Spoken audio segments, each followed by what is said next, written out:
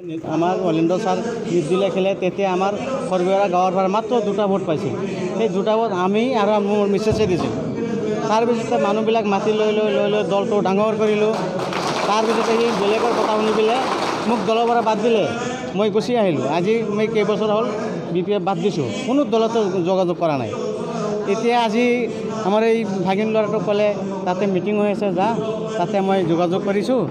এই অৰুপ হেতেৰ লগত আছোঁ, আহি পেলাই আমি আকৌ এই UPF দলত জইন কৰিলোঁ। আজি BPFটো বাদ দি BPF বাদ দি BPFতে যাহা তাহ কথা কয়, যাহা তাহ ব্যৱহাৰ কৰে আৰু আমাক সুবিধা নিদিয়ে। সেনেকুৱা উন্নত কৰা নাই নহয়, সেইকাৰণে আমি BPF বাদ দিছোঁ। আজি আমি BPF বাদ দিয়াৰ কাৰণটো কি? নেতাবিলাক এইবিলাকতো নাজানে। যোনে এজনে ক'লে তলফালেদি সেইফালে সেইটোৱে কথা বিশ্বাস কৰে আৰু যিবিলাক কথা সত্য কথা কয় সেইবিলাক বিশ্বাস নকৰে। আজিকালি মিছা কথা কোৱাটো বেছি বিশ্বাস কৰে। সেইকাৰণে আমি BPF বাদ দিছোঁ। আমাৰ পৰিৱৰ্তন লাগে, সেইকাৰণে আমি আজি আহি ইয়াত জইন হ'লোঁ। ধৰক বহুদিন আগৰ পৰাই আমি কংগ্ৰেছৰ কাম কৰি আহিছিলোঁ। এতিয়া দেখোন চাইছোঁ যে কংগ্ৰেছৰ নিপাতা কোনো ইয়ে নাই।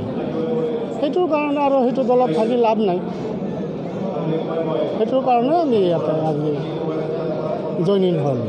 কি পৰিৱৰ্তন আহিব বুলি ভাবিছে? আমি ভাবিছোঁ বহু পৰিৱৰ্তন আহিব বুলি, কাৰণ BTD হোৱাতে যিমানখিনি পৰিৱৰ্তন আহিছে, এতিয়া BTR হ'ল বা BTD থাকাতে যিখিনি উন্নত আছিল, এতিয়া BTR হৈছে, যদি আৰু উন্নত হ'ব বুলি আমি আশা কৰিছোঁ।